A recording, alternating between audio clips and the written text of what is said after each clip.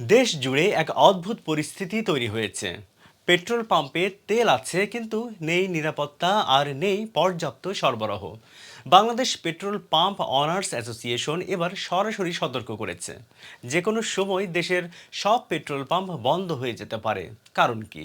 প্রথমত, কোম্পানি থেকে প্রতিদিন যে পরিমাণে তেল দেওয়া হচ্ছে তা দিয়ে ক্রেতাদের চাহিদা পূরণ করা যাচ্ছে না। ফলে পাম্পে পাম্পে লম্বা লাইন, ঘন্টার পর ঘন্টা অপেক্ষা করেও অনেকেই তেল পাচ্ছেন না। দ্বিতীয়ত, পরিস্থিতি এখন শুধু সংকট নয়, অনেক জায়গায় এটি নিয়ন্ত্রণের বাইরে চলে যাচ্ছে। অভিযোগ উঠেছে, একই ব্যক্তি 8 থেকে 10 বার দিনে তেল নিচ্ছে, পরে বেশি দামে বিক্রি করছে। কোথাও আবার গভীর রাতে দলবদ্ধভাবে এসে জোর করে পাম্প খুলে তেল নিয়ে যাওয়ার ঘটনাও ঘটছে।